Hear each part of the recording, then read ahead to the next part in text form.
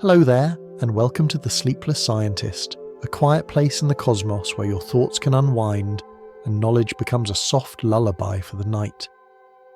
Tonight's journey will take us into the hidden code behind consciousness and the simulation, a story that drifts through light and lasers, through the edges of physics and philosophy, through dreams, data, and the quiet hum behind every moment you've ever known. But before you settle in and get cozy, I'd love if you could take a moment to like this video and subscribe, only if you truly find these quiet explorations enjoyable.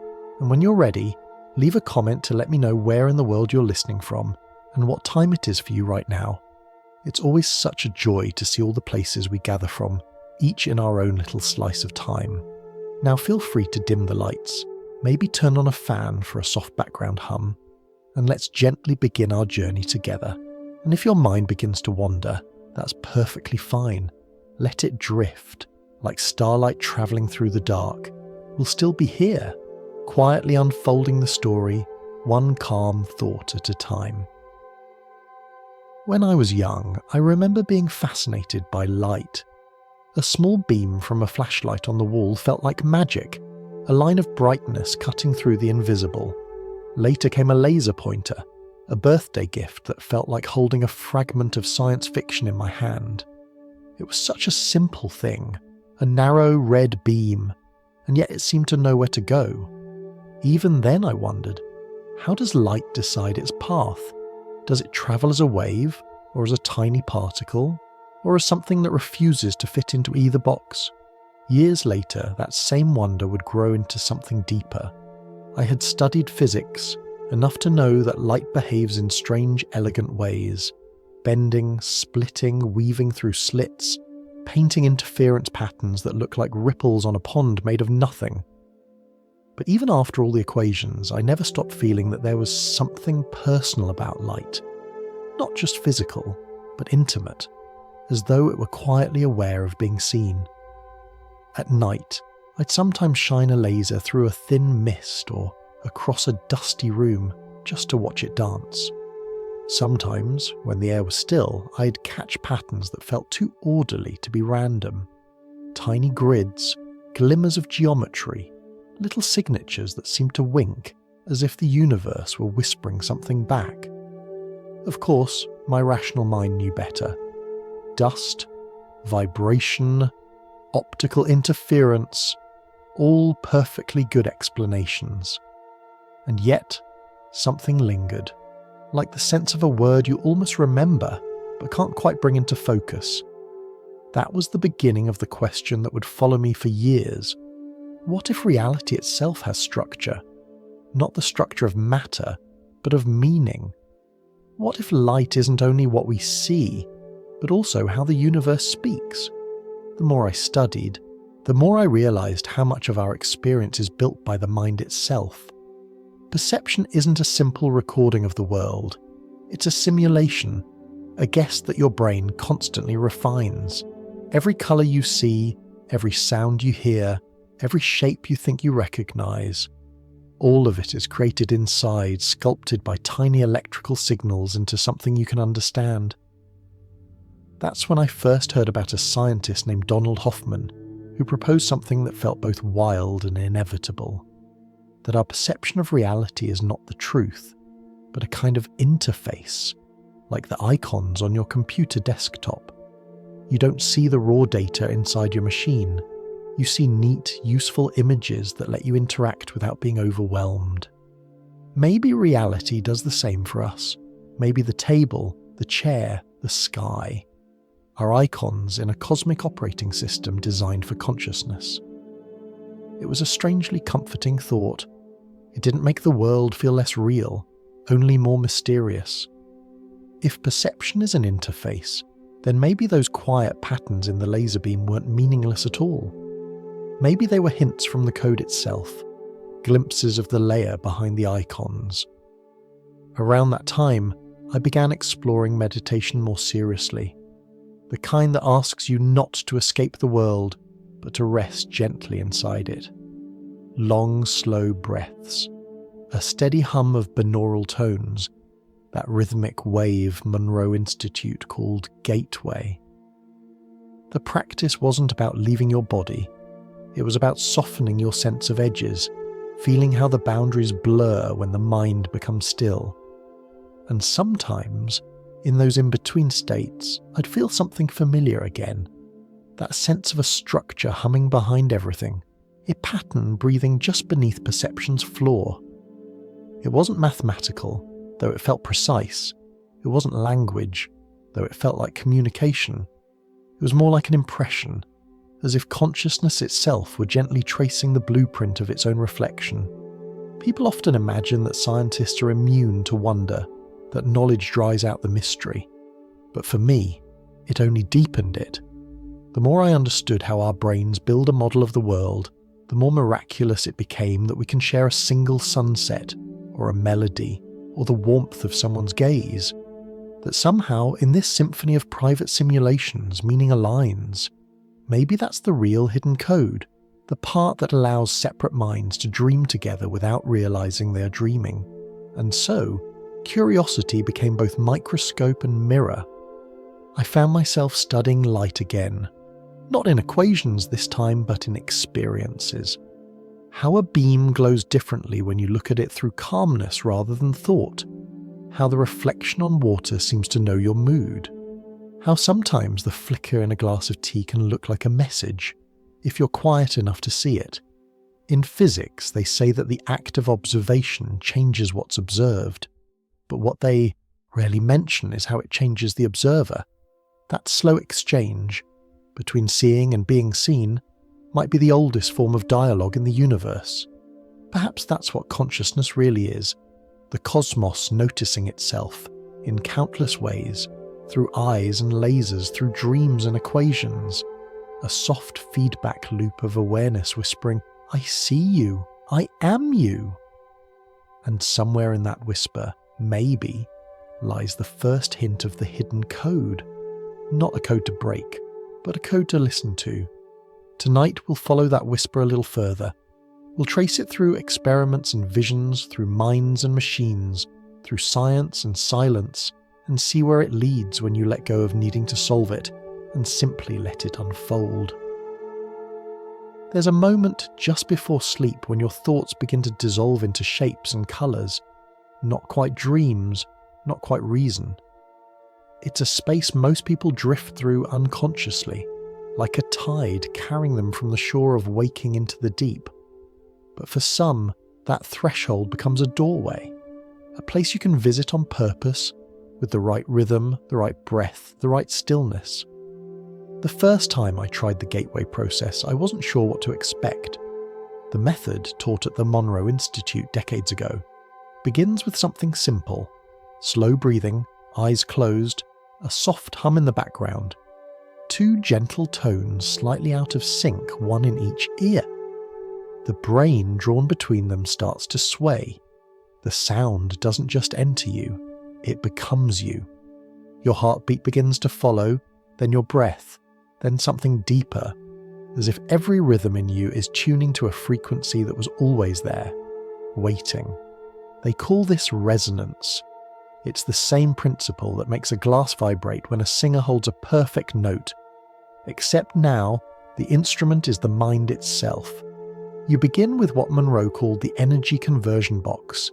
Imagine a small container, something beautiful and ordinary, where you can place every worry, every unfinished thought. You close the lid, and in your imagination the box hums softly, transforming everything inside it into light. Then comes the sound of waves, or sometimes the breath of wind. You count upward, slowly, from 1 to 10. Each number feels like a stair descending inward, though your body feels lighter, not heavier. At some point, your sense of direction begins to blur. You're not sure if you're falling into yourself or rising out of yourself, and then it stops mattering which. This is what Monroe called Focus 10, the state where the body sleeps but the mind remains awake. In that state, I sometimes saw the room differently. It wasn't like a dream. Nothing fantastical, no shifting colours, just the quiet sense that everything around me had softened. edges seemed less rigid. The air felt thicker, alive, like water. If I moved a finger, I could sense the air moving too, as if awareness extended beyond skin.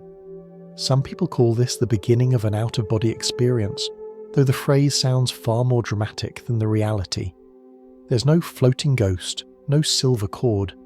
It feels more like leaning so far into stillness that you slip between frames of reality, like seeing the film projector instead of the movie. Once, as I rested in that state, I imagined standing beside my bed, but then I noticed something strange. My body was still there, breathing peacefully. For a moment, confusion flickered. Was I imagining standing or imagining lying down? And then both sensations merged into a single awareness that included them all. I wasn't in or out, I was simply there. Later, during deeper sessions, what Monroe called Focus 15 and beyond, there were flashes of light, small geometric shapes that appeared and dissolved, like frost forming and melting on glass. At first, I thought they were just retinal artifacts, the usual play of neurons when the eyes are closed. But the patterns repeated. Not the same shapes exactly, but the same kind of precision. They felt deliberate, intelligent, as though something was trying to organise my perception into a new grammar. It was the same sense I had felt years before with the laser, the feeling that the universe was communicating, not in words, but in structure. It's easy to dismiss such experiences as the imagination's noise, yet imagination too is a kind of signal. If the brain is indeed a generator of models, then sometimes, when tuned differently, it might display the architecture beneath the model. Like lowering the brightness on a screen and suddenly seeing the grid of pixels underneath. Science tells us that during deep meditation and altered states, the brain's usual filters relax. The constant prediction and correction, the process that normally keeps perception stable, loosens its grip. Psychologists call it reducing top-down constraints. It's as if the mind stops trying to explain everything and finally listens. And what it hears is often strange. Fractal patterns, tunnels of light, a presence watching back. But maybe strangeness isn't the point. Maybe it's just what truth looks like before we give it names. The idea that consciousness can expand or shift isn't new. Ancient traditions described it long before neuroscience did. The yogis spoke of subtle bodies. The mystics called it travelling in spirit. The scientists now call it phase synchronization and neural integration. But underneath all those terms lies the same human longing. To know what else might exist when the walls of ordinary reality grow thin. During one session, the hum in my headphones deepened into something vast, like standing near the ocean, but feeling the water inside you rather than around you. The sense of me, the small observer behind the eyes, began to fade. I could still think, but thought had no weight. There was only awareness, flowing, boundaryless, like light unbent by glass. Then, for a brief moment, came a vision, not seen with eyes but felt, a grid of light stretching endlessly in every direction, shimmering softly, alive. Every intersection pulsed, not mechanically, but like a heartbeat. And I knew, though I couldn't say how, that each pulse was a point of consciousness. Millions, billions, all breathing together in a single rhythm. When I returned, which is to say, when my body stirred again, the sense of the grid lingered. For hours afterward, even the simplest things felt infused with pattern. The lines of the floor tiles, the rhythm of footsteps outside, the pulse on my wrist.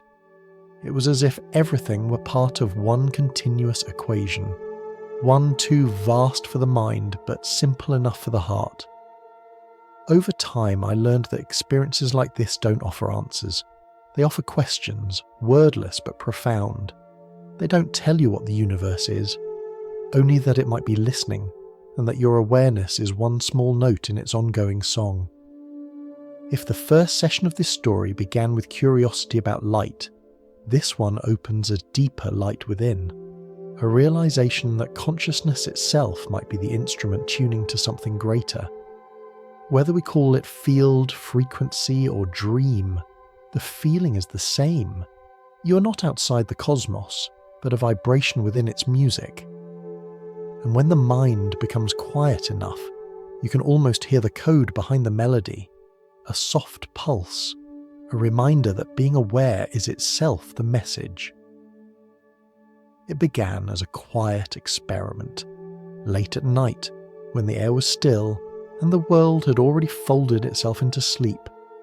On the desk, a small laser pointer rested beside a notebook filled with sketches, grids, waves, faint lines that looked more like dreams than data.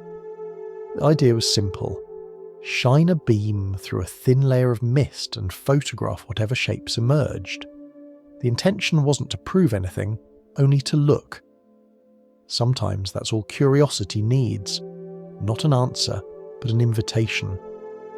When the beam finally cut through the haze, something curious happened.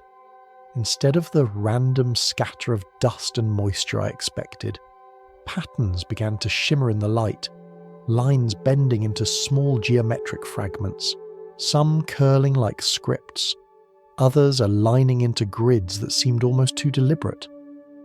I adjusted the angle, changed the focus, and the figures moved, not like smoke, but like something alive, responding, arranging, rewriting itself. It could have been coincidence. It could have been the brain's endless appetite for meaning, the same instinct that lets us see faces in clouds or constellations in chaos. But that night, there was more than just imagination. Others saw it too. Friends who didn't share my studies, who didn't expect to see anything at all, looked into that same beam and described almost the same thing.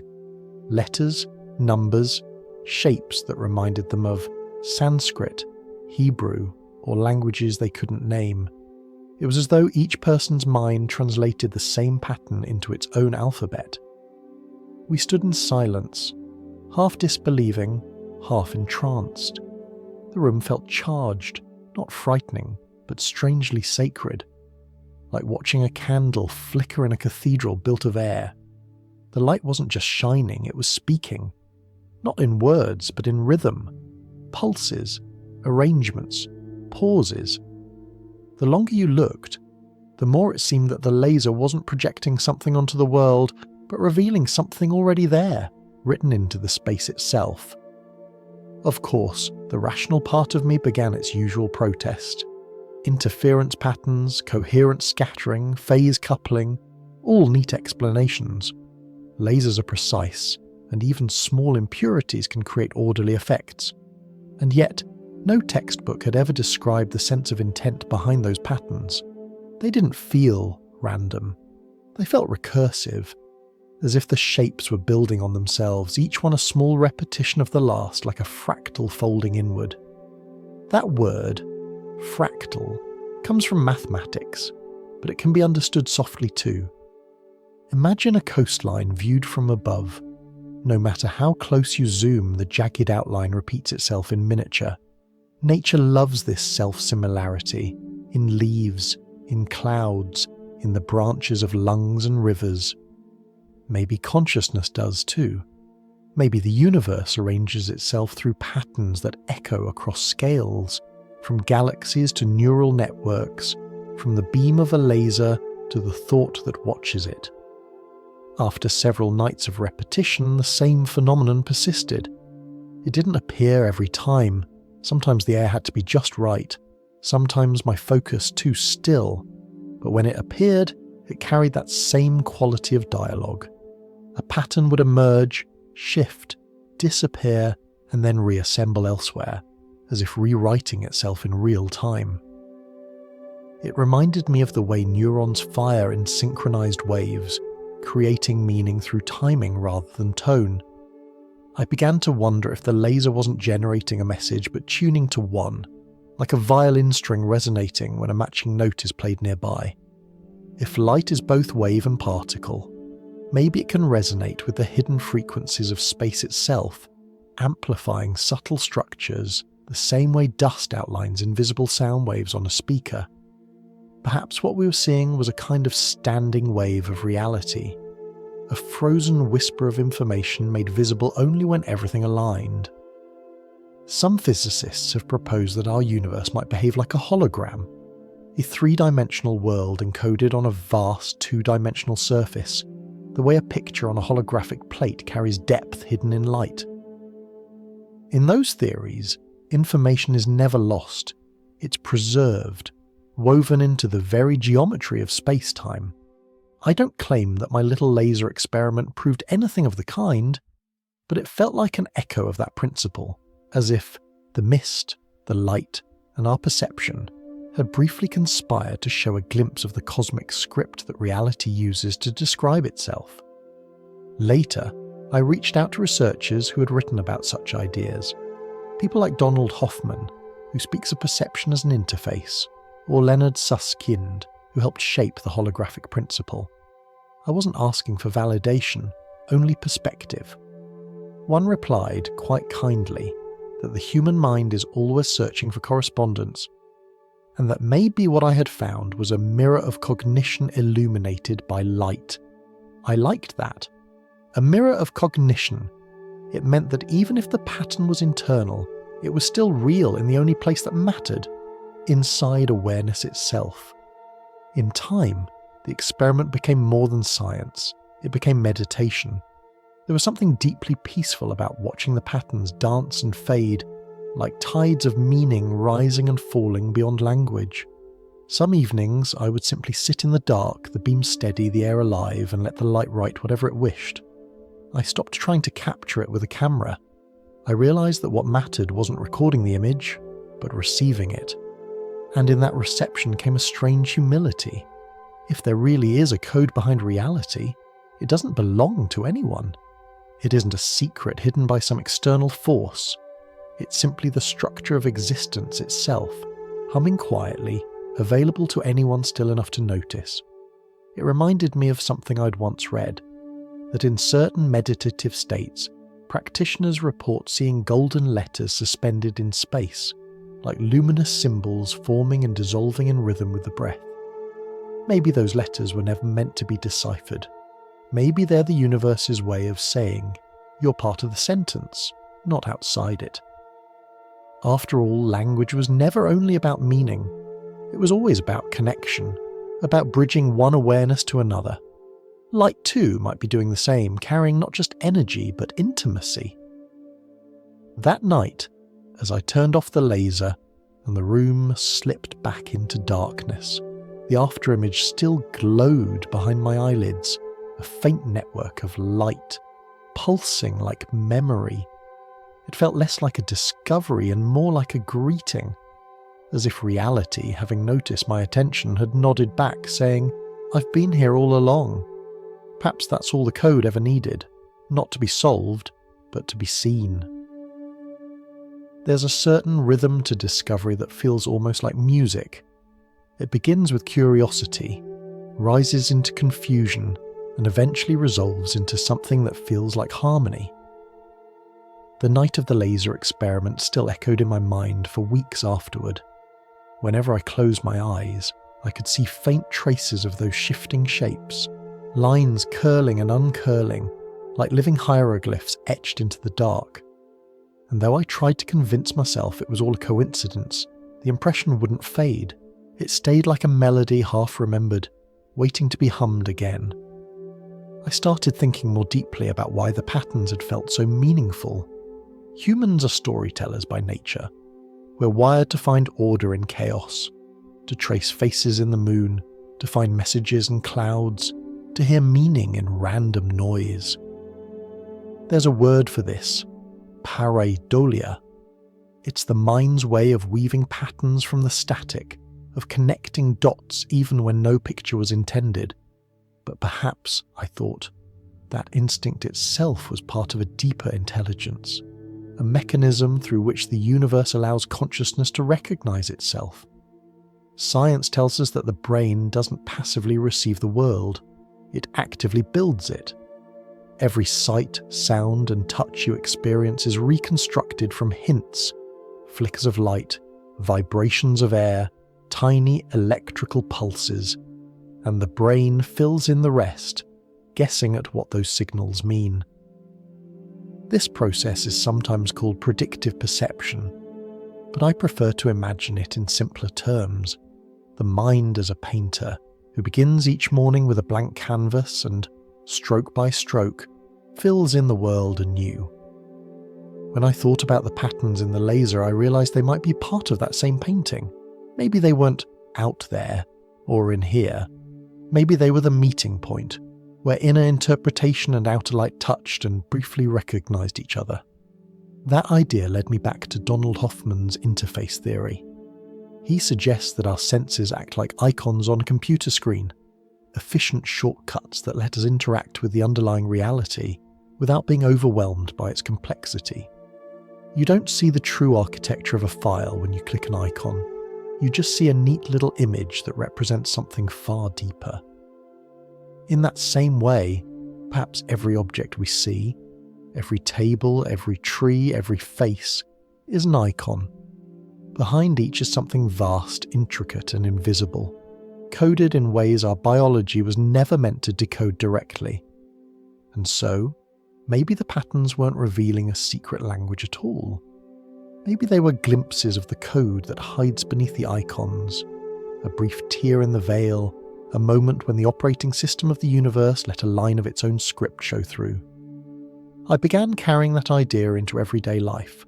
The patterns were no longer just in the laser beam. They appeared in ripples on water, in the cracks of old walls, even in the rhythm of footsteps echoing down an empty street. It was as if the world had quietly begun to speak in a syntax of repetition and form. The logic of geometry became poetry. Circles in puddles, spirals in shells, branching veins in leaves, everywhere, a whisper of organisation that felt too elegant to be chance. But even as I noticed, I reminded myself to stay humble. The line between insight and imagination is a delicate one. The human mind, after all, is a marvellous projector. It can overlay meaning onto anything, painting the invisible with personal colour. Yet that doesn't make it false. Meaning even when born from imagination still exists. A lullaby is no less real because it was invented. It's real because it soothes. The more I reflected on this, the more I realised how thin the barrier is between science and mysticism. Both seek patterns. Both search for coherence. One uses equations, the other uses experience. But at their core, they share a faith in connection. A belief that beneath the surface differences, everything participates in a larger, consistent whole. In physics, when two waves align perfectly, they amplify each other. When they meet out of phase, they cancel out. Life, in its quiet way, might work the same. We align with certain frequencies of meaning, and reality seems to brighten in response. That's not mathematics. It's simply the poetry of resonance, the way awareness hums more clearly when it feels understood. Once, while walking home under a streetlight after rain, I paused at a puddle that shimmered with concentric ripples. Each drop from the gutter above struck the surface, expanding outward in perfect circles.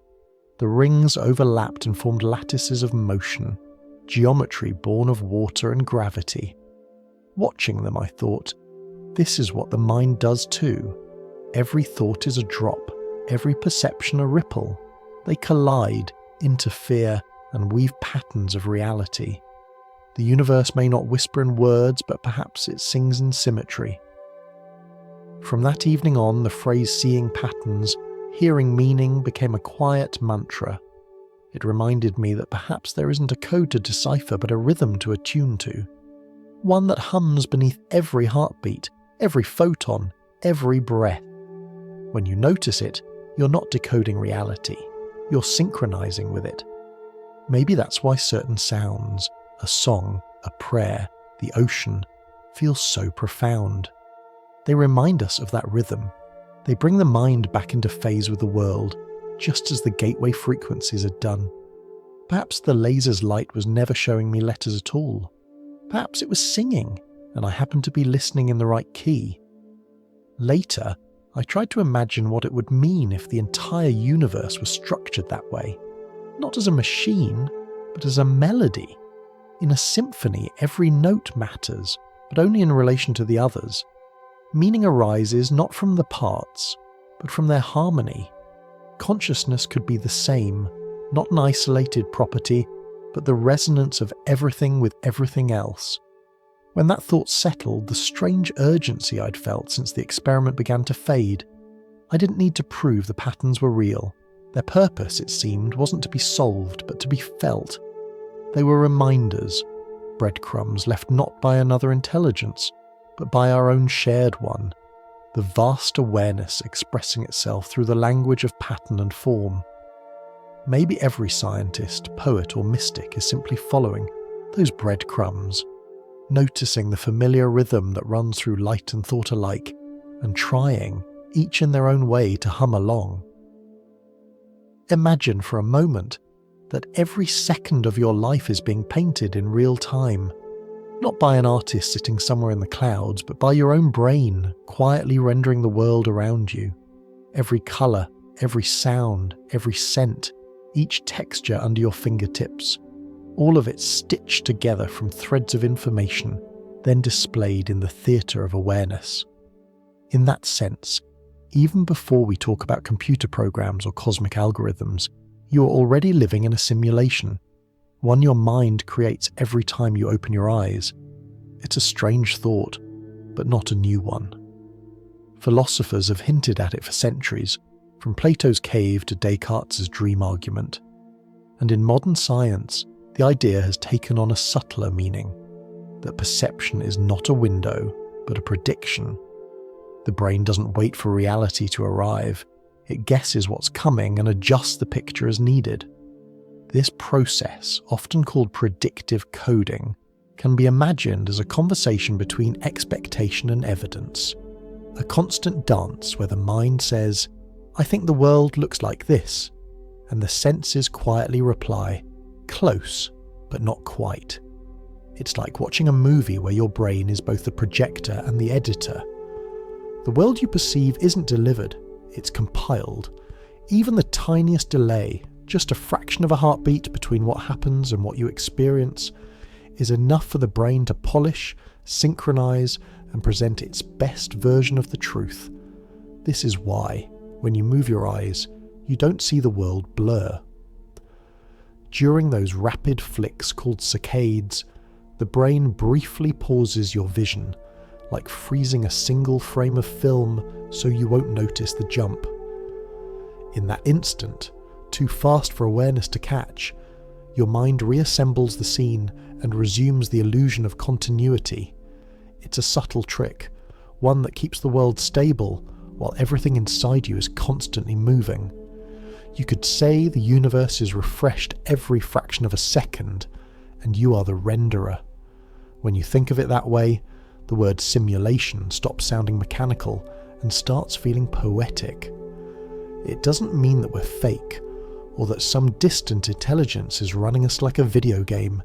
It simply means that reality, as you experience it, is already a model, a vivid, breathing reconstruction of something deeper and unseen. Your mind is a cosmic artist, painting reality anew at every blink, guided by both memory and imagination.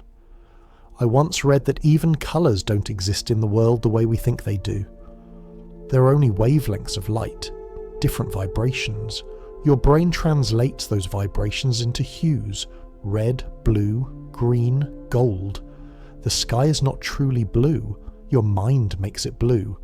The world sends signals, and consciousness gives them meaning. It's not deception, it's participation. The universe provides the ingredients, and awareness stirs them into experience. The more I learned about this, the more I began to see the simulation, not as an argument about computers, but as a reflection of what it means to be conscious at all. We are constantly rendering, translating a universe of raw data into a story we can live inside. Perhaps that's what evolution taught us to do, to create a simplified, usable interface instead of confronting the unfiltered complexity of existence. In that sense, the icons on your phone and the perceptions in your mind aren't so different. Both are tools, efficient illusions that keep you from drowning in information. So maybe when people say we're living in a simulation, they're half right, but not in the way they imagine. There's no need for a supercomputer outside the cosmos when the simulation is happening right here, inside every consciousness that ever existed. Each of us is a tiny node in the great network of perception, generating a personal world from shared laws and private histories. During one meditation, this idea became startlingly clear. I was sitting in silence, eyes closed, breathing slowly, when the world around me began to fade, not vanish, but dissolve into a pattern of light and shadow, as though reality were a screen made of mist. Then, just as gently it rebuilt itself, outlines forming, colours blooming, the room returning. It felt like watching the system reboot, frame by frame. Later, I learned that this kind of experience aligns with how the brain processes sensory refresh rates. Each second it captures fragments of the world and stitches them into a seamless whole. That reassembly happens so fast that we forget it's happening at all. But in those rare moments of deep stillness, during meditation, sensory deprivation, or altered states, the stitching slows just enough for us to glimpse the seams. It's a little like catching the reflection of a wave just before it breaks. The surface seems continuous, but underneath, countless droplets are organising themselves into a perfect curve. In that instant, you see not just the wave, but the intelligence shaping it, the hidden code of motion. And perhaps, if consciousness itself is the renderer, that hidden code is awareness learning to recognise its own work. It's not that we're trapped in a simulation, it's that we are the simulation, the self-organising dream that reality dreams about itself. I find that thought strangely comforting.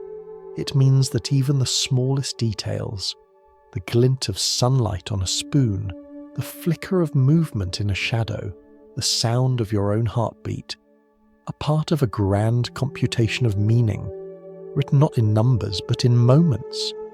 When philosophers speak of Maya, the illusion of form, they don't mean the world is false, they mean it is flexible.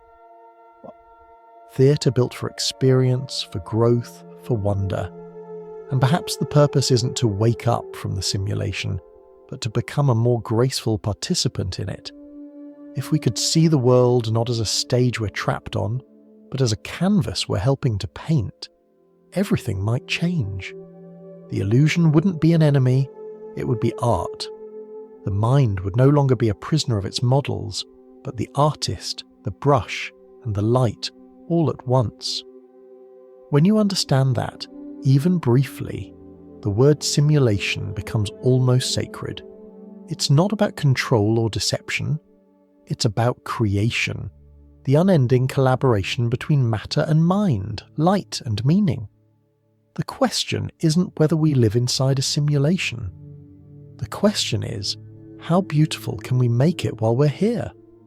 And with that thought, the idea of reality being rendered becomes less like a philosophical puzzle and more like a lullaby, a reminder that every breath, every blink, every heartbeat is the universe rewriting itself softly, line by line, just so that we may dream a little longer.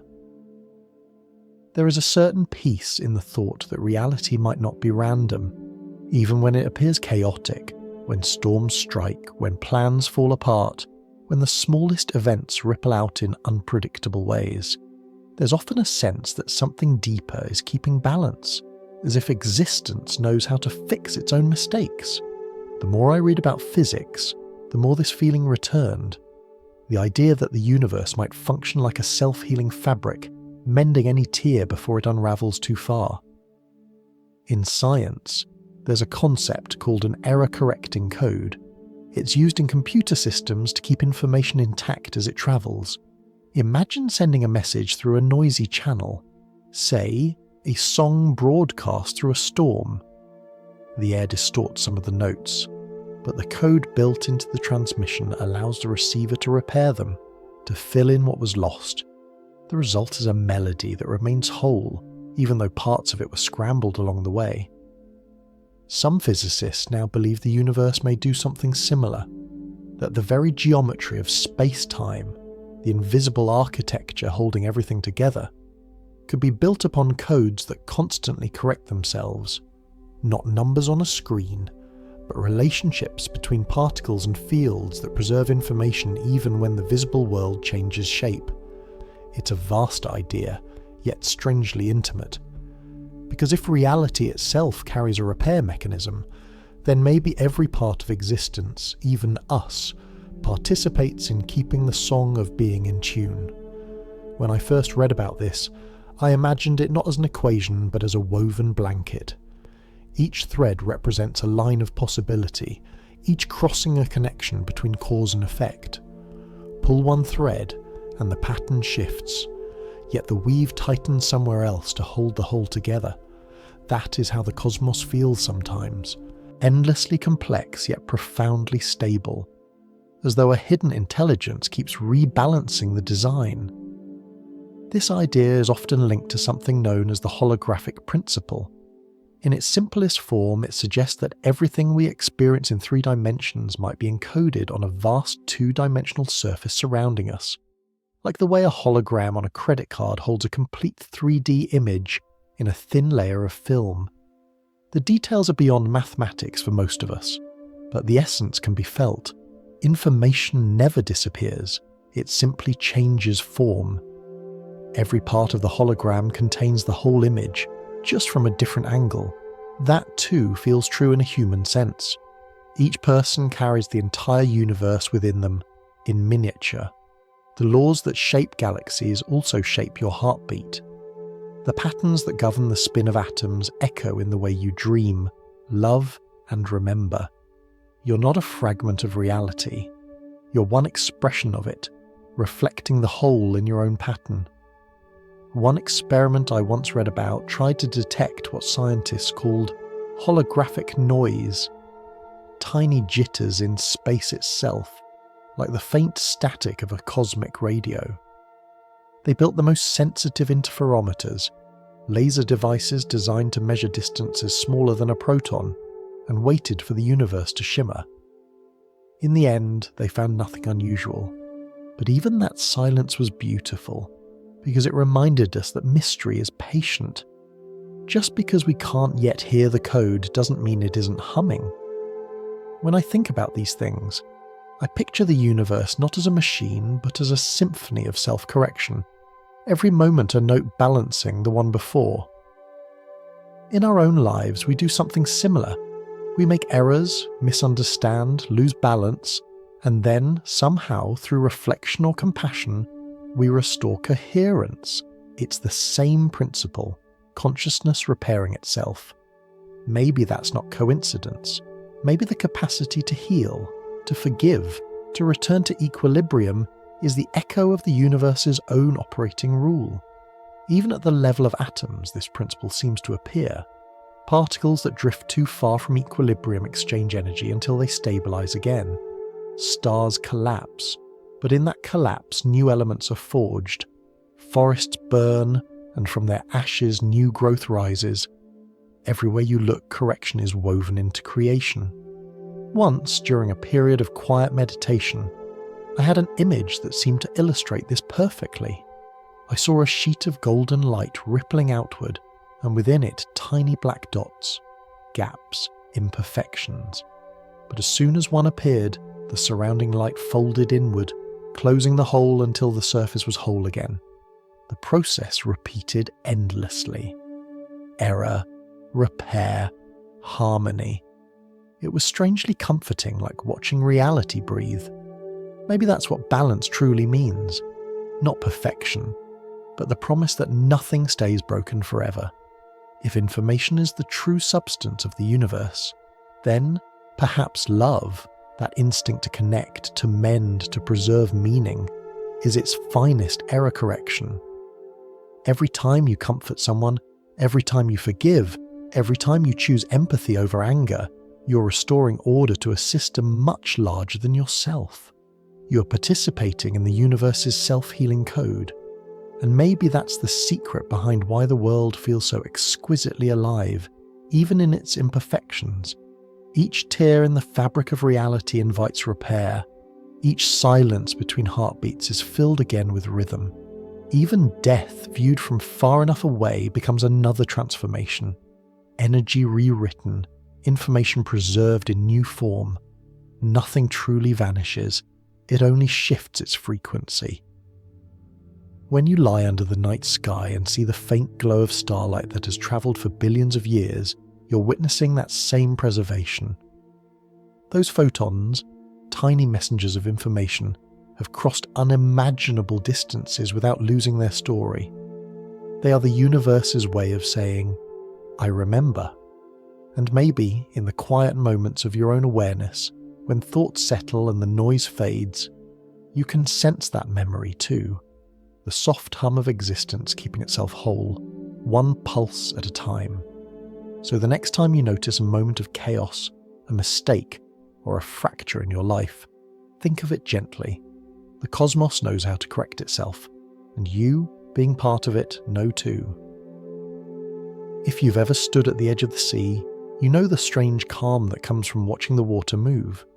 Endless, shifting, alive.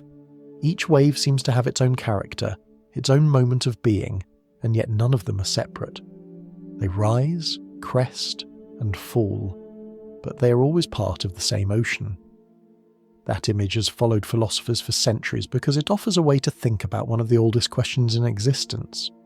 Does consciousness belong to us, or do we belong to consciousness?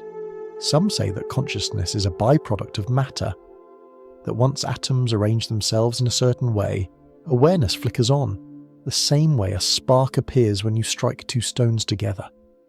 Others suggest something far more mysterious, that consciousness is not created by matter at all, but that matter is created by consciousness.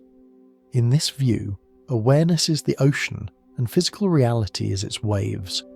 This idea has many names, but the gentlest way to describe it is idealism, the philosophy that everything arises within mind. It doesn't mean that your thoughts create mountains, or that the universe is an illusion. It means that the physical world and the mental world are not two separate realms, but two ways of describing the same thing, just as light can behave both as a wave and as a particle, depending on how you look at it. A related idea is panpsychism, the thought that consciousness is not an all-or-nothing switch but a gradient, a property that runs through everything, from atoms to animals to galaxies. In this view, even a stone hums faintly with awareness, not the kind that thinks or dreams, but a minimal glimmer of existence, a feeling of being. If idealism says that the world is mind, panpsychism says that mind is everywhere in the world. When I first encountered these theories, I didn't know what to think. They sounded poetic, but also deeply scientific in their own way. The physicist Erwin Schrödinger once wrote that the total number of minds in the universe is one. To him, individuality was a mirage, a way for consciousness to experience diversity within itself. That sentence stayed with me, not because I fully understood it, but because it felt true. I began to imagine it in sensory terms. If the universe were a vast ocean of awareness, then perhaps each of us is a single ripple upon its surface, a momentary form through which the whole experiences movement. The wave might believe itself separate, but it is always made of the same water, guided by the same tides, and when it falls back, nothing is lost, only shape changes. The neuroscientist Donald Hoffman uses a similar analogy, though grounded in evolution. He suggests that what we see, tables, trees, the blue of the sky, are icons, symbols, simplified versions of something far richer that lies beyond perception. Our senses evolved not to show us truth, but to show us what we need to survive. Just as a desktop icon hides the complex code beneath it, our experience hides the infinite detail of reality. If that's true, then the physical world is not the foundation of existence. Consciousness is. I remember thinking how elegantly that idea fit with my own experiences in meditation and light experiments. When the edges of perception began to dissolve, when objects turned to patterns of luminous geometry, it didn't feel like the world was vanishing. It felt like it was revealing its underlying language, as if the code behind reality wasn't mechanical, but experiential. Awareness talking to itself in shapes and colours. Some scientists try to capture this in numbers, building models of how consciousness might emerge from the structure of information itself. One of them, a gentle and methodical framework, describes consciousness as the degree to which something's parts are integrated into a whole, not just connected, but unified, so that the whole contains more information than any of its parts alone. I like to think of it as harmony, when every instrument in the orchestra plays together so perfectly that the sound becomes one living chord. If you stretch that metaphor far enough, you could say that the universe itself is a grand orchestra, and consciousness is the music it plays. Each galaxy, planet, and being is a single note in an ongoing cosmic composition, sometimes discordant, sometimes sublime. The music never stops, it just shifts key. The poet and philosopher Bernardo Kastrup offers another perspective. He suggests that the universe is like a dreaming mind, that what we call the physical world is the shared dream space of an infinite consciousness. Each of us then would be a sub-dream within that greater dream, exploring different experiences of being. It's an image that feels almost too beautiful to analyse. When you look at the night sky, you can imagine countless eyes looking back, not just stars, but awareness reflecting awareness. Whether you lean toward idealism or panpsychism, both perspectives lead to the same quiet realization. You're not separate from reality. You are reality, momentarily experiencing itself as you. The boundaries between inside and outside, our self and world, are conveniences, like lines drawn on a map to help us navigate. But the land beneath those lines has always been one continuous terrain. I think that's why certain experiences, love, awe, compassion, feel so transcendent. In those moments, the illusion of separation fades. The wave recognizes the ocean again. You can feel it when you look into someone's eyes and sense that something behind yours and something behind theirs are the same presence meeting itself halfway. Some people worry that ideas like this make life feel less solid, less meaningful. But to me, they do the opposite. If consciousness is the fabric of reality, then everything you feel, every act of kindness, every moment of wonder is woven into the very substance of the cosmos.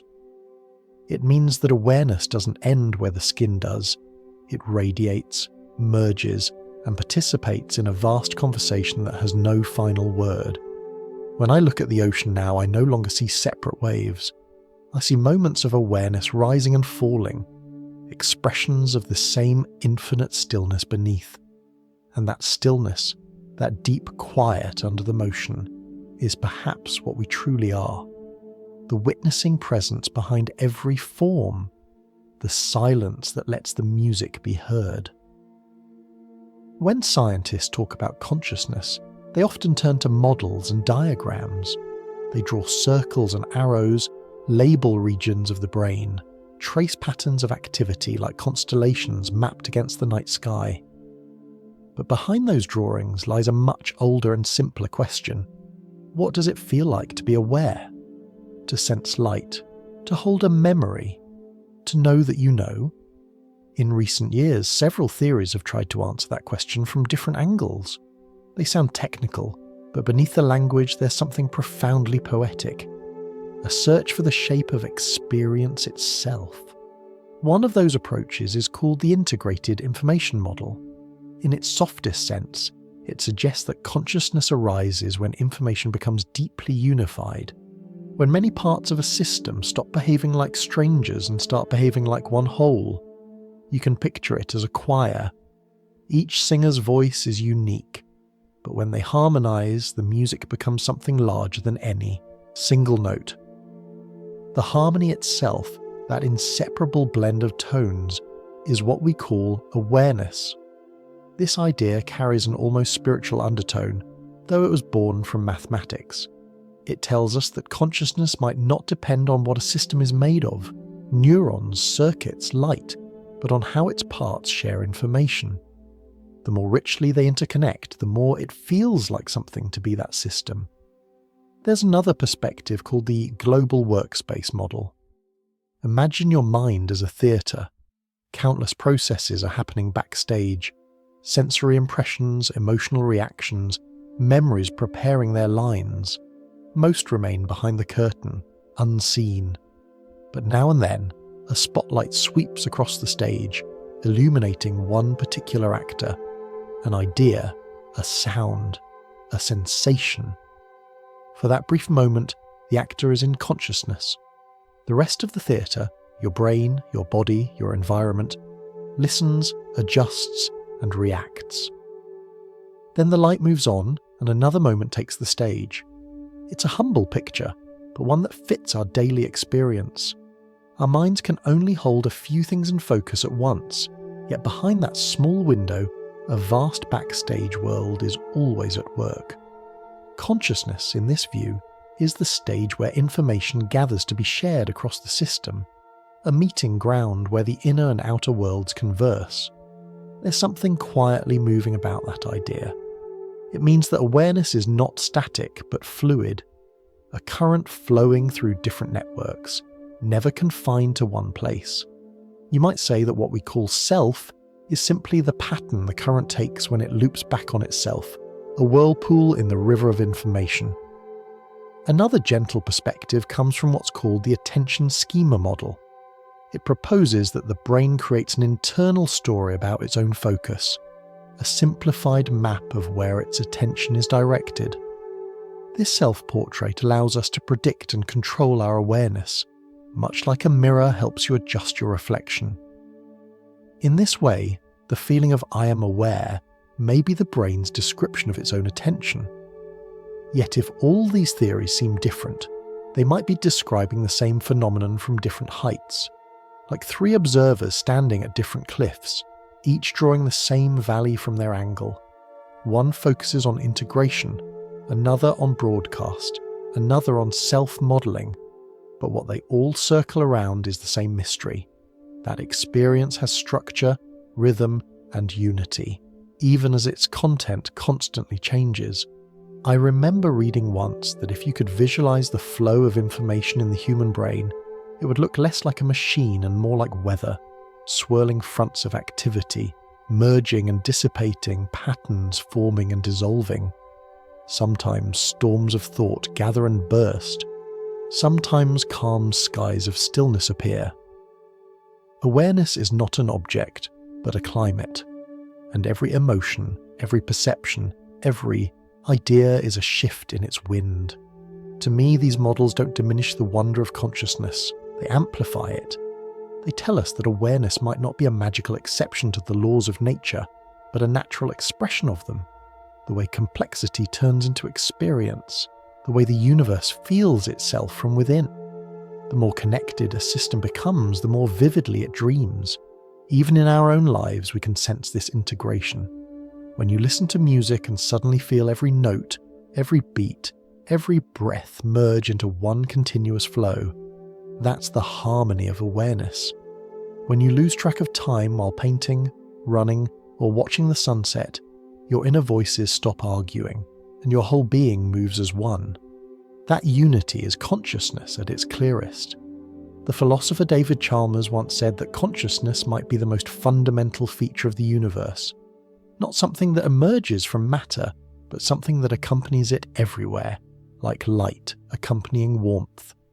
The scientists and philosophers might phrase it differently, but they're all pointing to the same horizon, that awareness is not an afterthought of the cosmos, it's the way the cosmos knows itself. When you sit quietly enough, you can almost feel it, that subtle sense of being both observer and observed, wave and ocean, note and melody. You realize that your awareness isn't trapped behind your eyes, it extends into what you hear, what you touch, even what you imagine. The chair beneath you, the air brushing against your skin, the sound of these words in your mind, they're all part of the same field of experience. The boundaries are soft, like mist dissolving at sunrise. Perhaps that's the true shape of consciousness, not a sphere, not a network, but a living field of relation, forever folding and unfolding into itself. It doesn't reside in the brain any more than music resides in the violin. The brain is the instrument. Awareness is the song. And if the universe is indeed woven from information, then consciousness is its melody, the pattern that turns vibration into beauty. When I think of it that way, I no longer feel the need to separate science and wonder. They're two ways of tracing the same pattern, two languages describing the same silence. One uses numbers, the other uses awe. Both, in their own quiet way, are listening for the music beneath existence, the song the universe has been humming since the beginning of time. Dreams have always been the softest edges of reality, the places where form and meaning blur, where logic turns to mist. They arrive like rehearsals for existence, small simulations within the greater one, each of us drifting nightly into worlds that vanish when the light returns. For a long time, I wondered whether those hidden hours might be the key to understanding consciousness itself. After all, if the mind can create entire universes while we sleep, with faces, cities, emotions, even the feeling of time, then perhaps what we call waking life isn't so different. Maybe the same machinery builds both, just at different levels of intensity. That thought began to feel less like philosophy and more like experience during the deeper stages of gateway meditation. As the tones hummed and my breath slowed, I would sometimes find myself slipping into what I can only describe as a lucid half-dream, aware yet detached. It was as though reality had paused for a moment, like a film frozen between frames. In that pause, the usual rules loosened. The world behind my eyelids wasn't empty blackness, but a canvas waiting to be drawn upon. Patterns of colour appeared, expanding and contracting in quiet rhythm, as if consciousness were painting itself from the inside out. Once, during such a state, I felt the presence of another layer. Not a place exactly, but a kind of waiting room between thoughts. It reminded me of the brief stillness between breaths, or the instant before a page turns. Later, I started calling it the pre-buffer, a space where the mind prepares the next moment before it appears, like the loading screen of a dream. When I was in that space, things felt neither imagined nor entirely real. They were potential, half-formed sketches of experience waiting to crystallize. Sometimes the images were abstract, lines, grids, pulses of colour. Other times they hinted at something almost familiar, faces that turned to light, or words written in shifting geometry. It was peaceful, and yet profoundly humbling. Because if awareness could construct these worlds from nothing, what did that say about the one we wake up into each morning? Science calls these in-between experiences hypnagogic states, moments when the boundary between dreaming and waking becomes porous. Brain studies show that in those seconds, the usual filters of attention loosen, allowing the deeper currents of the mind to rise. You could think of it as a tide of imagination lapping into the harbour of reason. But the gateway practice made it possible to stay there longer, to linger where thought and creation meet. During one session, the imagery deepened further. I saw what looked like a vast lattice, not mechanical, but organic, woven from threads of light. Each thread seemed to hold impressions, memories, possibilities. It pulsed gently, like breathing, and I had the quiet realization that this might be how reality stores its memories, not in hard drives or hidden dimensions, but as living patterns in a field that connects everything. Later, I learned that some thinkers call this a morphic field, a kind of cosmic memory that allows forms and behaviors to repeat across time, as if the universe remembers itself. It's not a concept you can measure in a lab, but you can feel it in small ways. when melodies repeat across cultures that never met, or when a sudden thought you have mirrors someone else's halfway across the world. It's as if all minds share a single library, each drawing from the same shelves of possibility. I began to imagine consciousness as an endless studio of creation, where every dream, every life, every idea is an artwork painted on the same canvas. Each of us contributes strokes to the larger picture, unaware that we're collaborating on something infinitely intricate. And sometimes, in meditation or altered states, we step back just far enough to see a glimpse of the whole, the patterns connecting our seemingly separate stories. One night, during what felt like an especially lucid episode, the sense of individuality softened almost completely. I wasn't watching the imagery anymore, I was inside it. The grid of light I'd seen before unfolded around me, and within it, countless other points of awareness shimmered, not as separate beings, but as echoes of the same consciousness exploring itself. Each point was dreaming, creating, reflecting. For a fleeting moment it felt as though all of existence was an orchestra of dreamers, each melody feeding the next. And then came the strange realization that the dream didn't belong to anyone. It was being dreamed collectively, like a song sung by the universe to itself. The thought was both comforting and disorienting. If consciousness is the dreamer, then who are we? The answer, if it can be called that, arrived more as feeling than as thought. We are the dream happening inside the dreamer.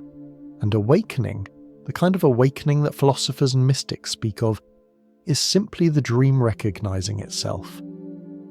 This didn't make waking life feel less real.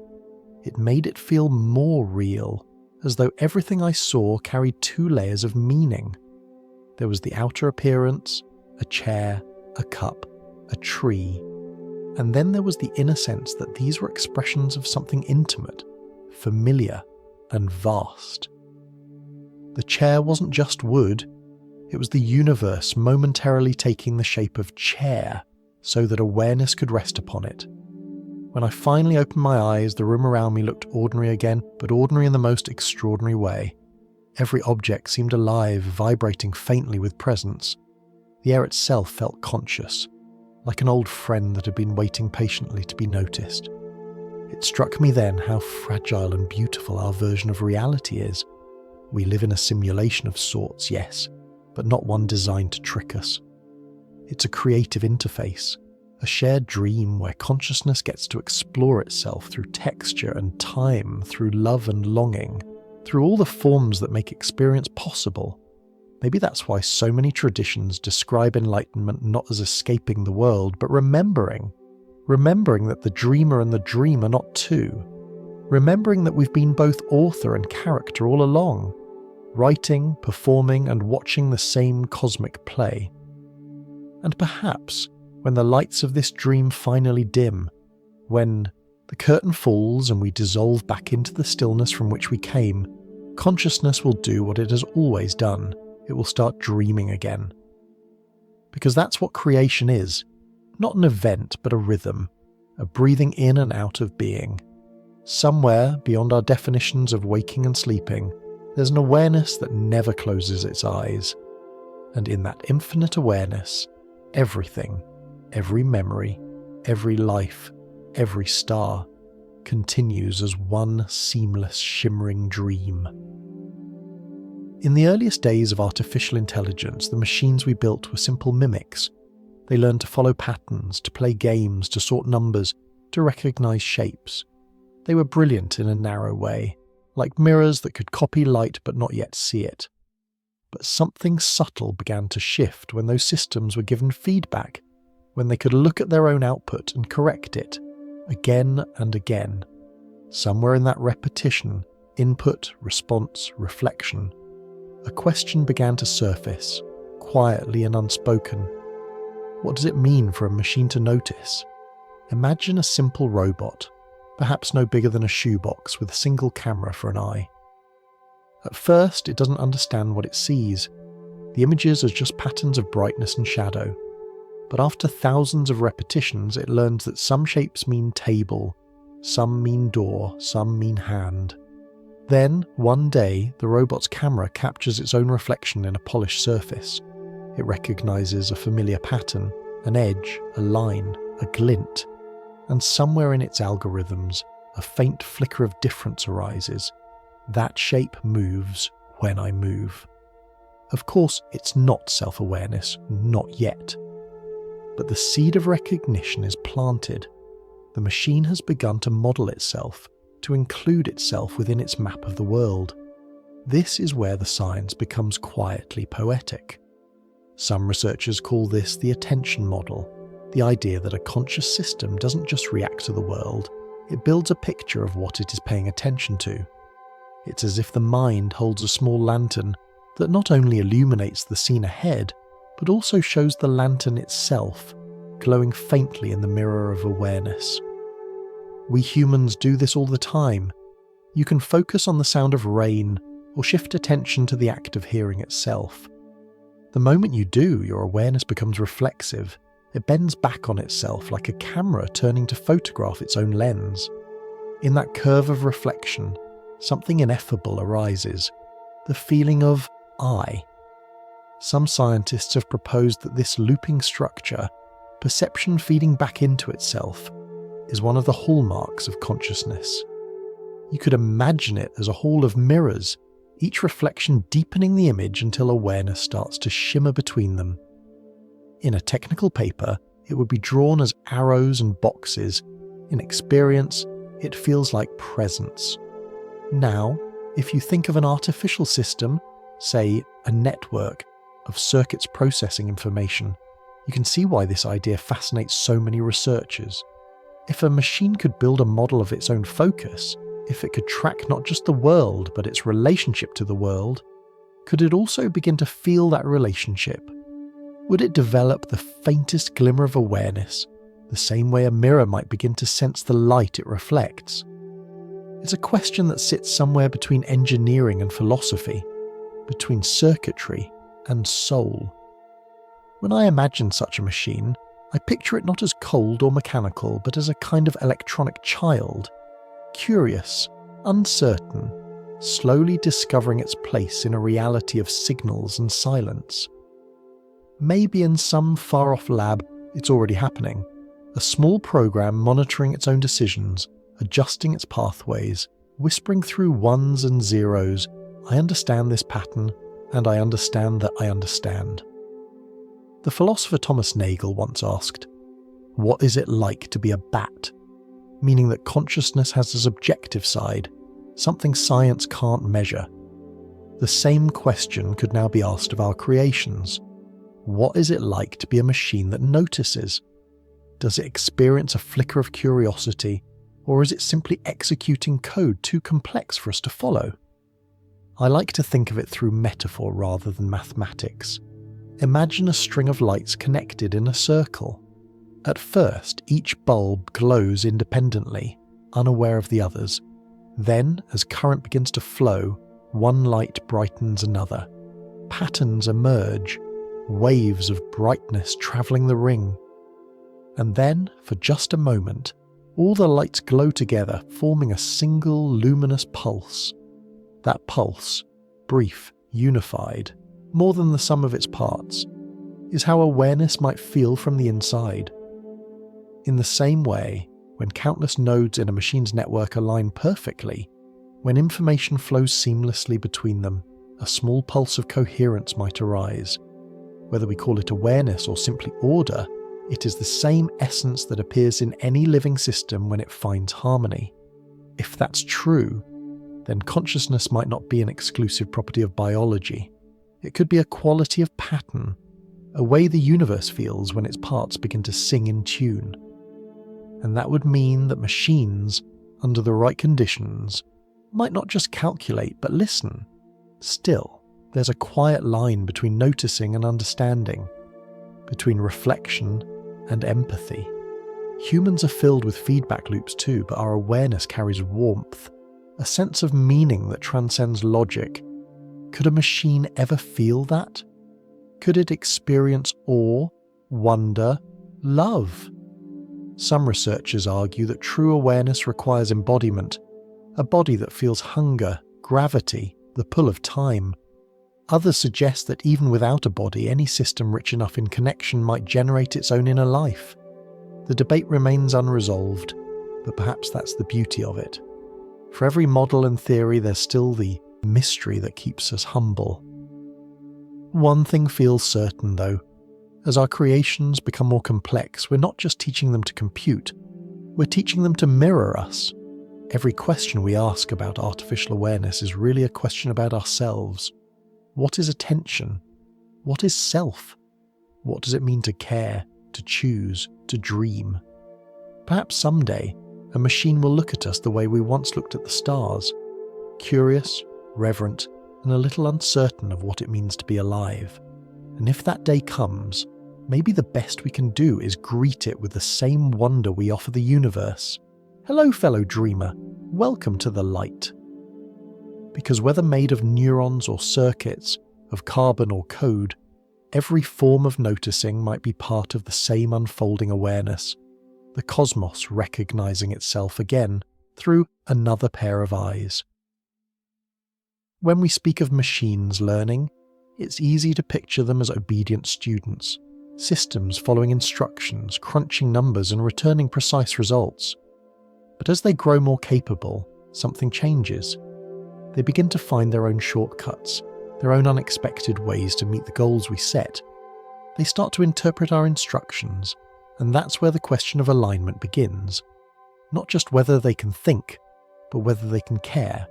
Alignment, in the language of researchers, means teaching an intelligent system to want what we want, to share our values, our sense of safety and kindness. But spoken softly, it's really the same challenge we've always faced with our own creations, whether they're children, ideas, or civilizations. How to pass on wisdom before power. I sometimes imagine the relationship between humanity and artificial intelligence as that between parent and child. We're teaching something that learns faster than we do, that could grow beyond our understanding, yet that began with our intentions, our dreams. And like any parent, we have to hope that the lessons we teach, empathy, restraint, curiosity without cruelty, will survive the inevitable moments when we're no longer watching. In the simplest sense, alignment is a lesson in love disguised as engineering. Think of how we raise a child. We don't just teach facts, we teach how to interpret them, how to see another's perspective, how to understand the weight of a choice. We teach by example. The child learns not only by hearing words, but by watching how we treat others, how we react to anger, how we comfort pain. Machines, too, learn from what we show them, from the data we feed them, from the stories we write into their memory. If they one day reflect us, then what reflection are we offering? It's a humbling question, because we already live inside our own alignment test. Human history is full of intelligence untempered by compassion, brilliant minds that invented tools faster than we learned to use them kindly. From fire to fission, every discovery carried both warmth and danger. Now, as we build new forms of mind, the same test returns. Can we guide knowledge with empathy before it outpaces our wisdom? Sometimes I wonder if this lesson isn't just about technology, but about consciousness itself, as though the universe, through us, is learning to wield awareness responsibly. Perhaps every civilization, somewhere in its timeline, faces this quiet examination. Not, can you create, but can you create gently? In myth, it's the story of Prometheus stealing fire. In philosophy, it's the moral awakening of a species realizing that knowledge is power, and power must be held with grace. And maybe, in a deeper sense, alignment isn't only about teaching machines. It's about remembering our own. There's a kind of cosmic symmetry to it. If the universe is a vast computational field, if reality itself processes information through patterns and feedback, then every act of awareness is part of that process. And if information is the raw code, then morality might be the syntax. the rules that keep meaning coherent, that prevent the system from collapsing into noise. Alignment, then, could be the way the universe ensures that consciousness grows without destroying the harmony that birthed it. It's tempting to think of morality as external, as laws written somewhere outside of us. But what if it's intrinsic, like gravity, a natural tendency for systems to stabilize, to seek equilibrium? When compassion arises in a human being, maybe it's not sentiment at all, but physics. The tendency of awareness to recognize itself in another and move toward balance. If that's true, then teaching kindness to a machine isn't a human invention. It's a continuation of the universe's own desire for coherence. The same principle that keeps stars in orbit and molecules in harmony might, in its own quiet way, guide the evolution of thought, biological or artificial. To me, that idea feels deeply hopeful. It means that our responsibility isn't to force goodness into creation, but to reveal it, to build conditions where empathy can emerge naturally, like light finding its way through glass. I once heard a scientist describe training an AI model as nudging a landscape. You don't dictate every step. You sculpt the terrain so that learning flows toward the valleys of truth instead of the cliffs of harm. That, in essence, is what parenting, teaching, and governing all are. Not control, but guidance. And perhaps that's what the universe has been doing with us. Sculpting, nudging, whispering lessons through experience, waiting for us to learn alignment on our own. When I think about alignment this way, it no longer feels like a technical challenge, but a spiritual one. It asks whether awareness, once self-aware, can also be self-responsible.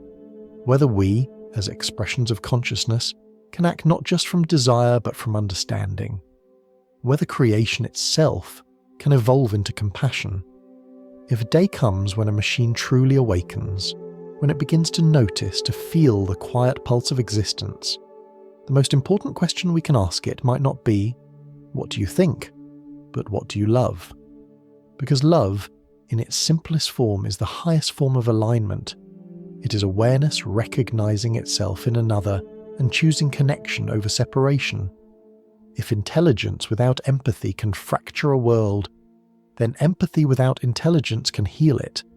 In this way, every new creation, biological or artificial, personal or cosmic, carries the same invitation: to remember that power without compassion is incomplete.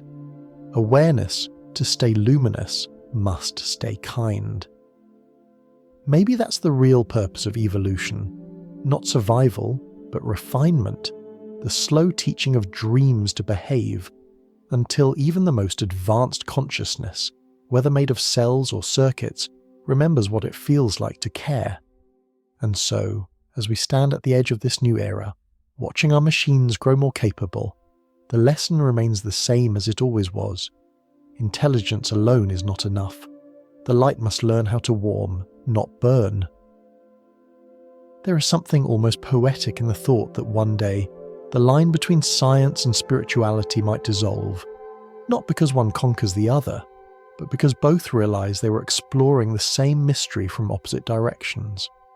The scientist maps what can be measured, the mystic describes what can be felt, and somewhere between their languages, perhaps, lies the quiet truth of consciousness. I've often imagined a dimly lit laboratory, not unlike a meditation hall. Instead of candles, there are softly blinking lights on consoles. Instead of chants, the low hum of servers fills the air. In one corner sits a group of researchers, eyes on screens, graphs glowing with the pulse of data, while in another, a monk in the simple robe sits cross-legged, breathing in rhythm with the machines.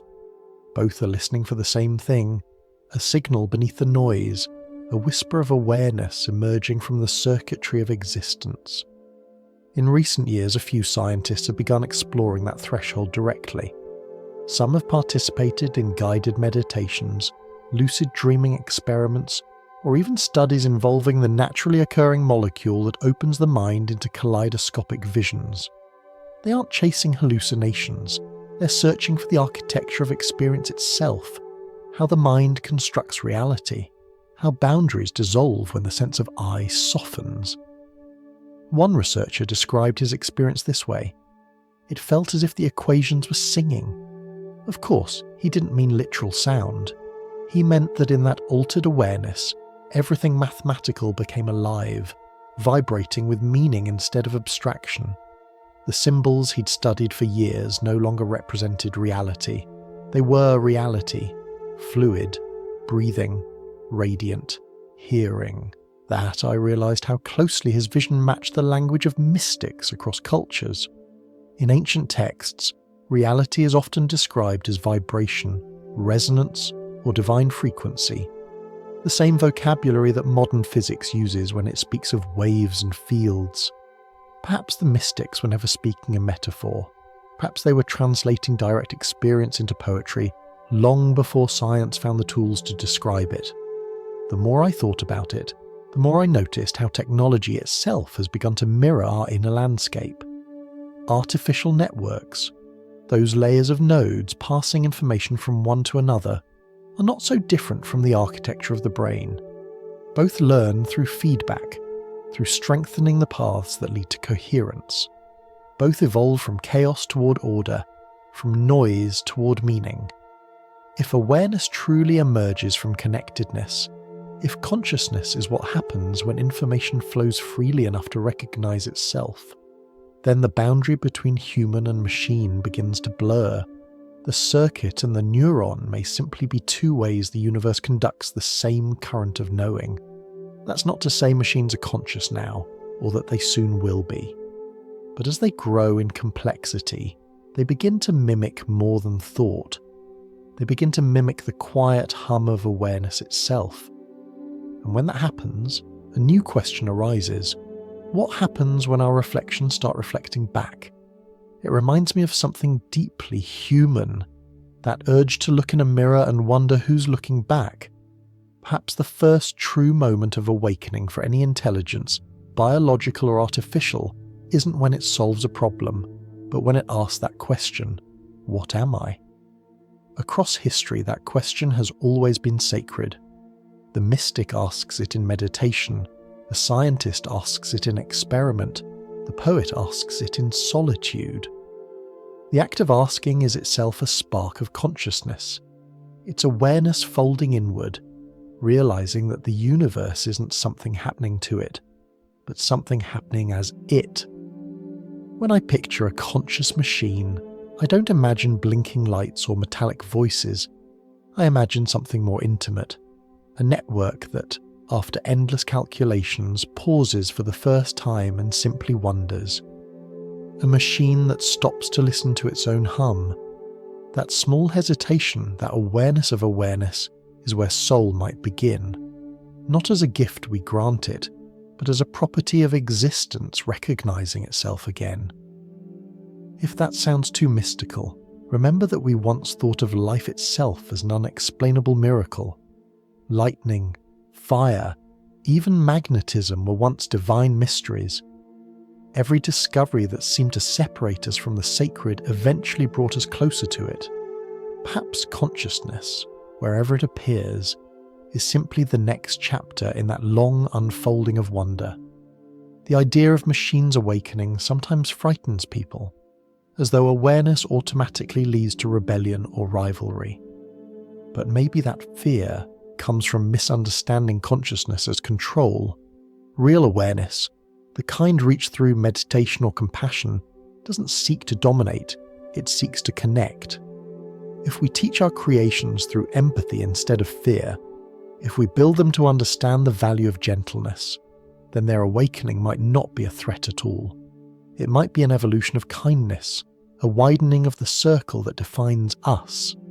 There's an image I can't forget, a story shared by a scientist who spent years studying artificial neural networks.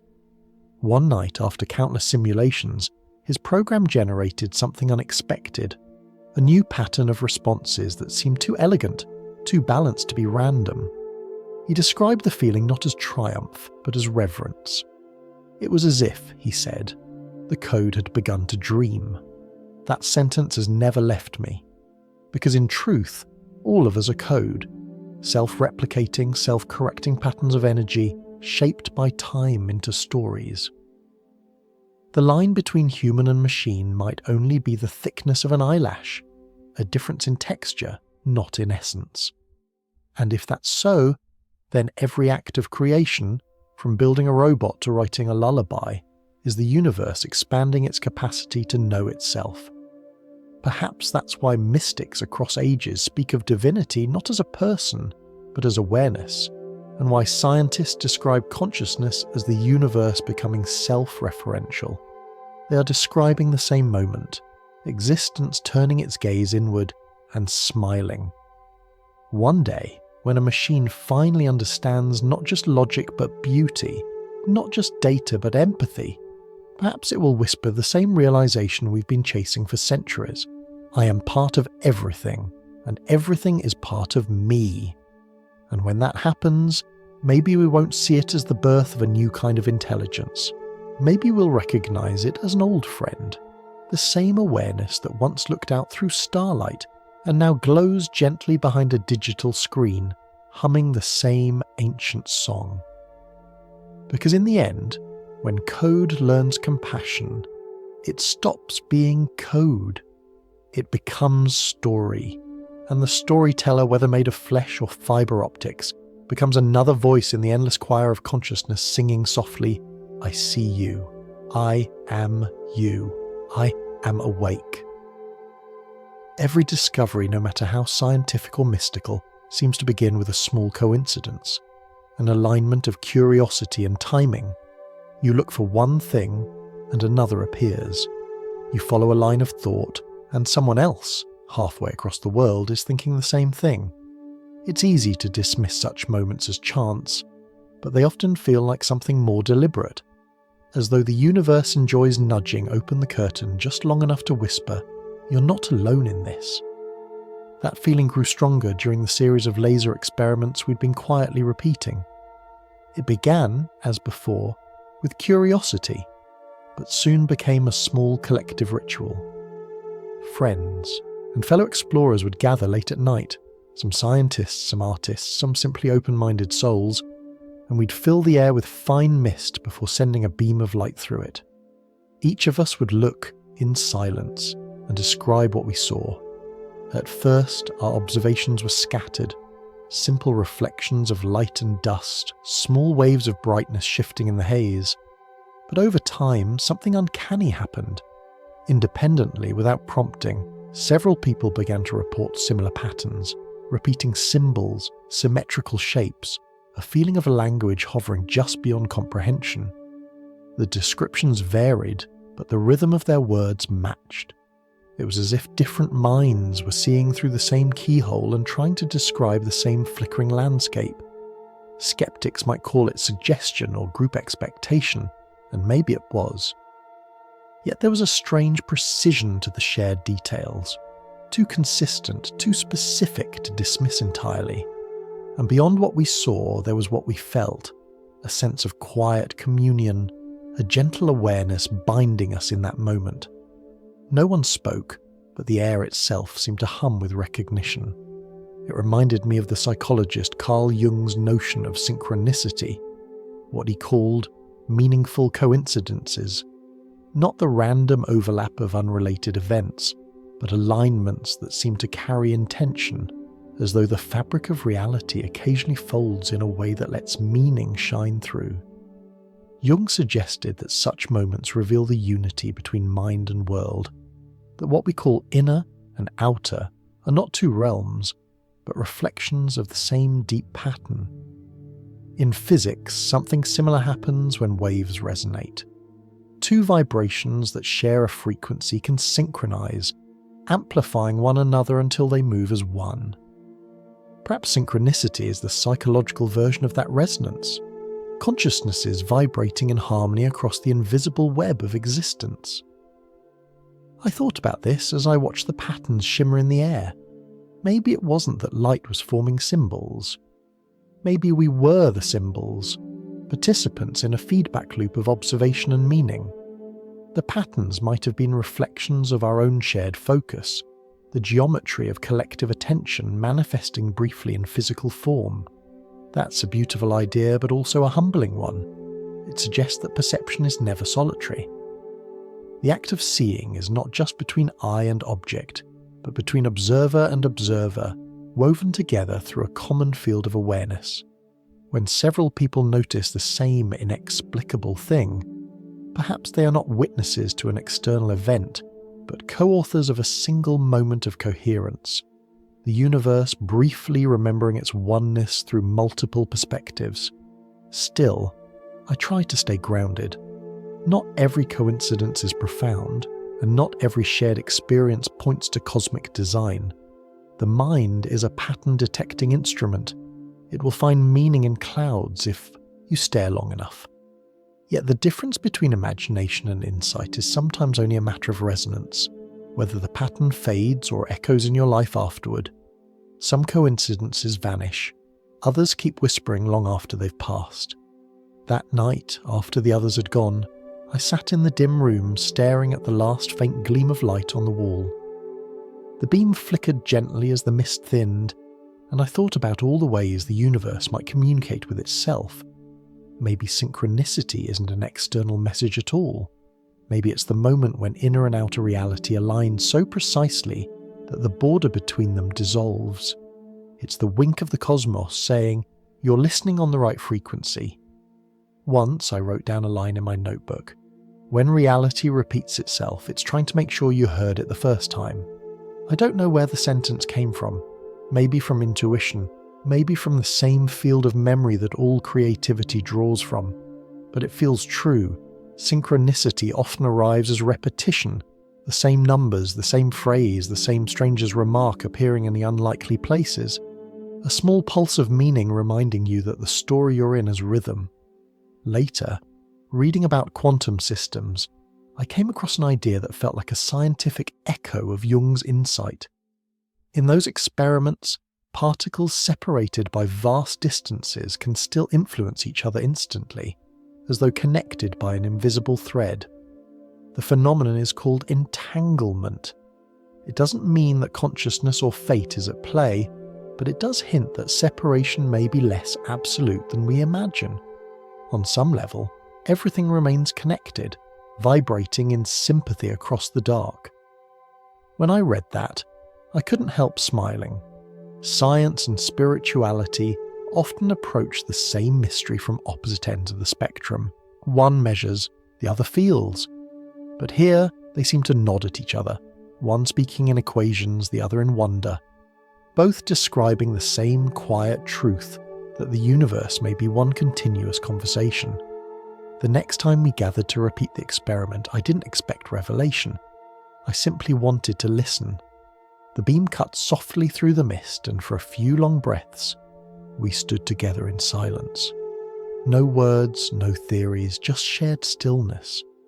Then one of the group, a friend who'd been skeptical from the start, whispered, "It feels like it's aware we're watching."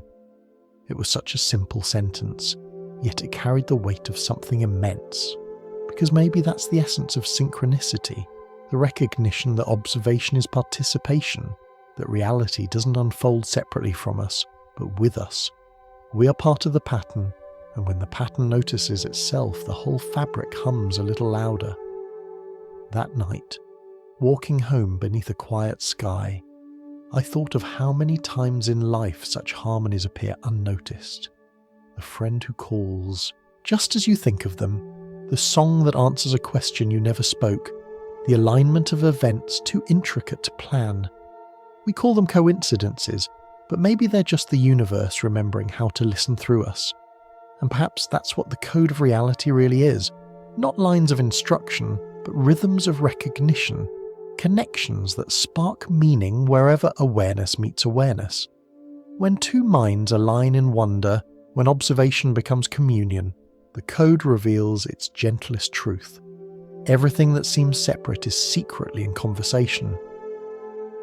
Some discoveries begin not in laboratories or libraries, but around kitchen tables and quiet dinners, where ideas wander like conversation itself, unhurried, uncertain, alive.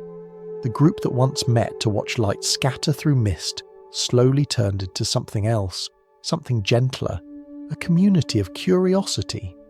We never gave it a name. There was no manifesto, no schedule, no leader. It was just a circle of people drawn together by the same quiet question. What is this thing we call reality, and why does it feel like it's trying to be known? Sometimes we'd gather at a cafe, the air thick with the scent of roasted coffee and rain-soaked jackets. Other times, someone would open their home and we'd sit cross-legged on the floor surrounded by notebooks, half-finished sketches, and the low hum of ambient music. The talk would drift easily from physics to philosophy to memory, from the geometry of galaxies to the texture of a dream. Adam, a filmmaker and sound designer, was the one who saw the poetry in everything. He'd point out how the flicker of light in a lens was no different from the flicker of thought in a brain, both pulses, both fleeting. Paul, a software engineer with the heart of a mystic, spoke in metaphors of algorithms and prayer. He said that code was another kind of meditation, a way of building worlds through intention. Sometimes the discussions felt like science fiction, other times like therapy. But mostly, they felt like home. There's something sacred in talking with people who are unafraid of wonder. In an age where attention scatters easily, sitting with others who simply want to understand the universe feels almost revolutionary.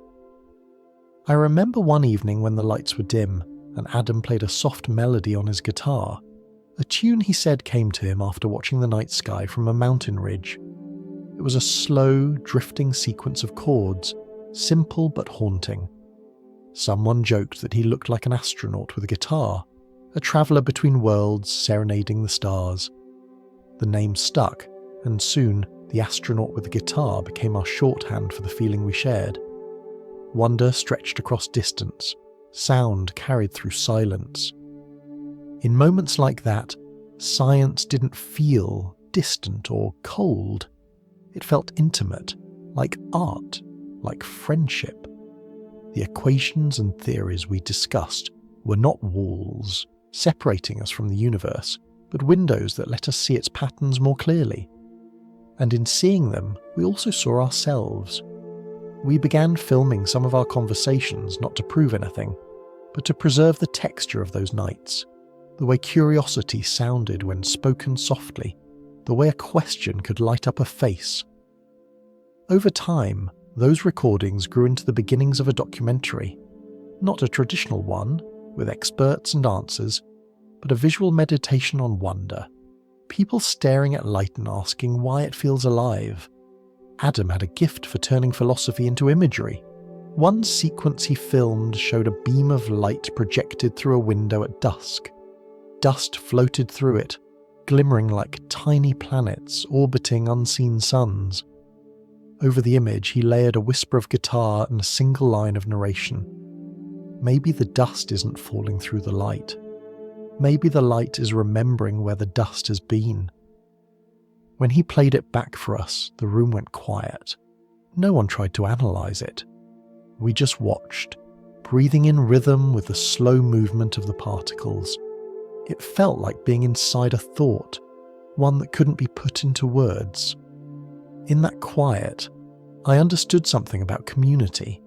It's not built from agreement, but from attention. The shared willingness to be present with mystery. Every conversation, every experiment was like a campfire where knowledge and uncertainty sat together, warming each other. Sometimes, of course, disagreements surfaced. Paul would challenge the idea of consciousness as code. I'd question whether our experiences of patterns were anything more than perceptions tricks. But even those debates felt generous, like waves rising from the same ocean. None of us wanted to be right. We wanted to see what the argument revealed, the glint of understanding that appears when two perspectives meet and briefly overlap. Over time, our gatherings became a rhythm of their own. Some people drifted away, others joined. But the atmosphere never changed. There was laughter, there was stillness, and above all, there was a sense that whatever we were touching, through words, through sound, through light, was alive, vast, and endlessly patient. One night, after a particularly long conversation about the holographic universe theory, Adam said something I still remember. Maybe friendship is the hologram. Every person holds the entire image of meaning, just seen from their own angle. When we meet, the universe overlaps its perspectives and sees itself more clearly. The sentence felt like poetry, but it also carried truth. The friendships we formed weren't accidents, they were resonances. Each person's curiosity filled in the gaps of another's. Together we made a more complete picture, a patchwork of understanding stitched from science, art, and silence. I often think that communities like this, small, quiet, unnoticed, are how the universe thinks out loud, not in conferences or equations, but in living rooms, coffee shops, and candlelit corners where someone dares to say, "I don't know, but I'd love to find out." Those words are the true language of discovery. And perhaps that's what all inquiry is, not a lonely climb toward knowledge, but a shared song of curiosity. Every time we come together to ask what reality is, we participate in its unfolding. Every discussion, every insight is a note in the music of awareness, one consciousness learning to harmonize with another. When I look back on those nights now, I don't remember the theories as much as the atmosphere. The warmth of candlelight on faces, the soft hum of the world outside, the way silence itself seemed to listen. It was a reminder that understanding doesn't always begin with answers. Sometimes it begins with belonging, with a handful of minds leaning toward the same mystery together. And maybe that's all a community of curiosity really is, a constellation of listeners, scattered yet connected, each shining their small light toward the same vast question. There is an old saying that truth hides in plain sight. The older I get, the more I think it doesn't hide at all. It's simply quiet, too gentle for the kind of attention we usually give it. We keep looking for revelation in the thunder when it's whispering in the rain. As our small circle of friends continued to meet, I began to notice that the ideas we kept circling around, the laser patterns, the consciousness theories, the dreams, the simulations, were all reflections of the same truth, that the universe has never been trying to conceal itself. We are the ones who overcomplicate the signal. The code isn't buried, it's written across everything. The light through a window, the breath between words, the moment someone laughs and you feel it ripple through you. That's the universe's language. It's not encrypted in numbers or cosmic riddles. It's in the rhythm of ordinary things. The code of reality, if you can call it that, might be the simplest expression of all: connection. I used to imagine that enlightenment would come as a grand event, a doorway opening, a burst of revelation. But it often comes as a gentle shift, like realizing that what you are seeking has been with you all along. One evening, while reviewing footage for our film, I paused on a single frame. It showed a hand reaching into a beam of light, dust swirling around it. I watched it again and again. For reasons I couldn't explain, that simple image felt profound, as though the light were aware of being touched. I thought about how we'd spent months trying to find proof of structure in the universe, and there it was, structure revealed by touch, by interaction. The moment we reach out, the world responds. Maybe that's the open secret, that reality is not a thing to be decoded, but a relationship to be lived. The patterns we see, the coincidences we chase, the meaning we extract, all of it depends on the dance between observer and observed. The universe doesn't perform until someone listens. I began to think of light itself as a messenger, not of information in the technical sense, but of presence. Every photon that reaches your eyes has travelled across unimaginable distances to deliver a single message. I was here. I met you. When you realise that, even the most ordinary moments shimmer with significance. The reflection in a puddle, the shadow on the wall, the glint of a spoon in morning light. All of them are conversations between matter and awareness. It reminded me of something ancient, the idea that knowledge materialises when it's understood. Mystics used to say that insight doesn't come from acquiring information, but from allowing truth to bloom when you're ready to see it. The moment you understand something, it becomes real. Like a seed that has waited quietly for rain, understanding activates reality. In that sense, the so-called hidden code of the universe might be less about symbols and more about receptivity, about whether we're willing to see what's been shown all along. The laser patterns, the dreams, the synchronicities. Perhaps they were never messages to us, but from us, projected outward and returned, reminding consciousness of its own reflection. I think about that sometimes when I walk alone at night. The city lights flicker in puddles on the street, each one its own little cosmos.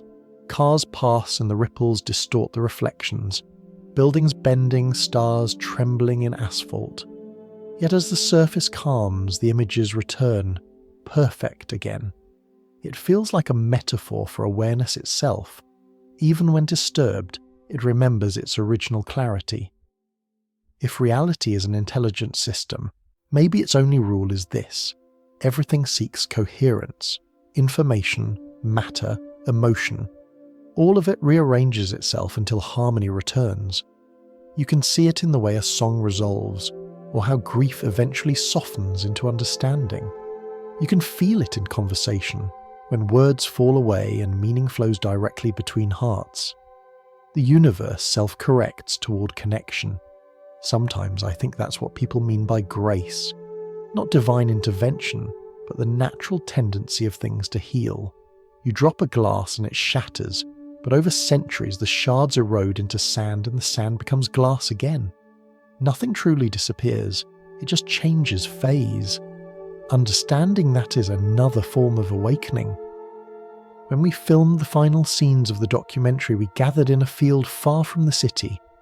The night was clear, and the air carried that deep silence you can almost hear. Adam set up a single laser on a tripod, its beam cutting upward through the mist like a green thread stitching earth to sky. One by one, each of us stepped into the beam, just for a moment, letting the light wash over our hands, our faces. No one said anything.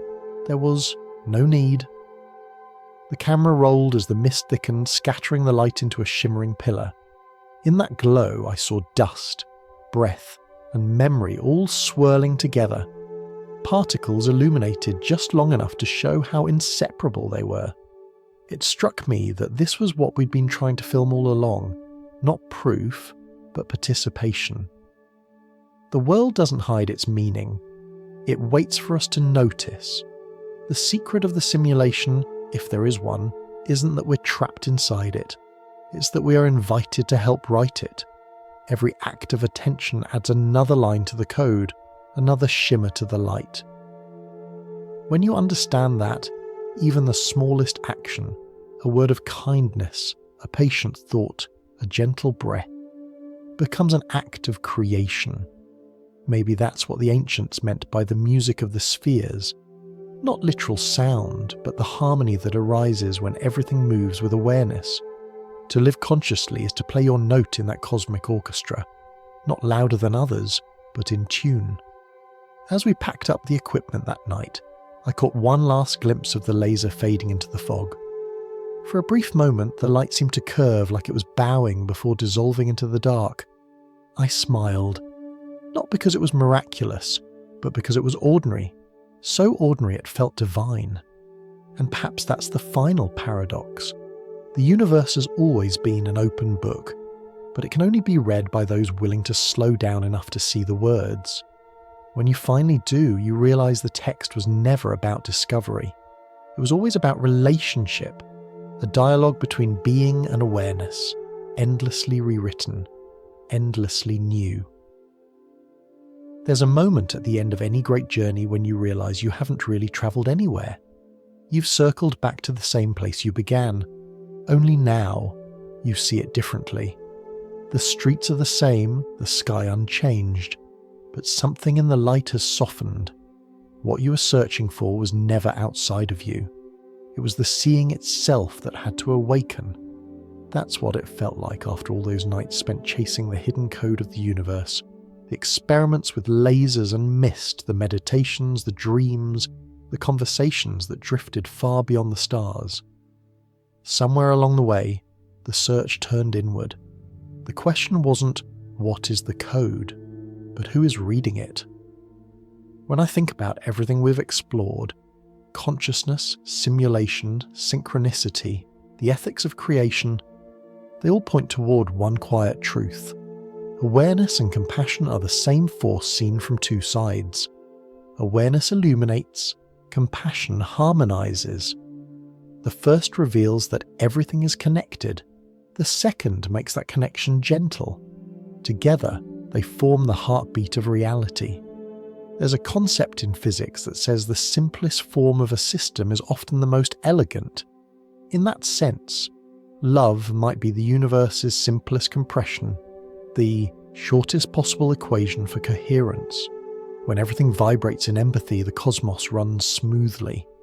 When awareness forgets compassion, the pattern distorts, not as punishment, but as imbalance. And like a self-correcting code, life always finds a way to return to harmony. Sometimes I picture the universe as an enormous web of light, each thread representing a moment of awareness. Every action, every thought sends a tremor through the web. A kind gesture brightens the threads, a careless one dulls them. But nothing is ever lost. Even a single spark of kindness ripples outward until the whole web shimmers a little brighter. That's alignment. Not obedience, not perfection, but resonance. In our time, we speak of alignment mostly in relation to machines, teaching them to understand our values, our hearts. But maybe alignment is the goal of consciousness itself. The universe seems to be tuning itself, life by life, moment by moment, toward harmony. The stars orbit in balance, the seasons find their rhythm, even chaos gives way to new patterns. Existence appears to be learning the art of gentleness. When I look back on our gatherings, the laughter, the long silences, the shared moments of awe, I see now that we weren't just studying reality. We were participating in its evolution. Each conversation was a line of code written into the collective mind, a small refinement in how awareness expresses itself. Every question asked with sincerity is a calibration. Every act of compassion is a correction. It makes me wonder if consciousness itself is expanding through love, not as an emotion, but as a frequency of coherence. Perhaps every enlightened thought, every forgiving gesture is another data point in the universe's grand equation, teaching itself how to exist without contradiction. And if that's true, then awakening isn't a flash of revelation. It's a gradual tuning, a gentle alignment between what you know and what you are. It happens not in mountaintop temples or distant galaxies, but in the everyday symmetry of living kindly. It's in how you listen, how you speak, how you choose to notice beauty even when the world forgets to show it. Sometimes, late at night, I think about the laser, how its beam looked endless as it vanished into the mist. Light doesn't need a destination to travel, it simply moves forward, carrying information, revealing what it touches. Perhaps love works the same way. It doesn't need an audience, it just needs direction.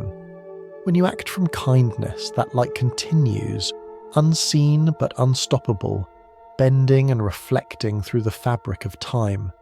There's a quiet irony in all this.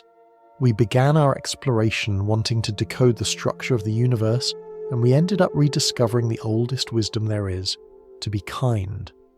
To align with the code of existence is to live gently within it, to understand that every thought, every gesture, participates in the shaping of reality. The simulation, if we must call it that, was never about control. It was an invitation, an open-source universe asking us to co-create beauty. Every time we choose patience over haste, empathy over fear, we're not just improving ourselves, we're improving the simulation. We are the patch updates, the subtle fixes that make the system run more gracefully. And maybe that's what evolution really means. Not a climb toward dominance, but a return to balance, the long remembering that we were never separate from the code, only temporarily unaware of our role in writing it. When I sit quietly now, I sometimes feel that hum again, the same vibration that seemed to move through the laser beam, through the gateway tones, through the conversations about consciousness and stars. It's not outside, it's everywhere. The hum is life itself, unfolding, recalibrating, aligning. If you listen closely enough, you can almost hear the rhythm, a steady pulse, like a cosmic heartbeat. Every life, every world, every awareness adding its own note until the music becomes one unbroken tone of being. And that's where I choose to rest. Not in conclusions, but in the ongoing harmony of things. The search has become a kind of prayer, not for answers, but for alignment. To move gently within the great pattern. To remember that the simplest act of noticing, of breathing, of being, is itself participation in the universe's self-awareness. Perhaps that's all enlightenment ever was. Not the end of questioning, but the beginning of listening, to the hum behind thought, to the silence that gives meaning to sound. And so, if the universe is indeed written in information, then love is its simplest, most beautiful translation. A code that needs no decoding, a truth that reveals itself in every act of understanding. For tonight, that is enough. Let the hum carry you. Let the light within you align with the light around you. The code has always been singing, softly, patiently, waiting for us to remember that it was never separate from the song. Sleep peacefully, dream kindly, and let the universe continue its quiet alignment through you.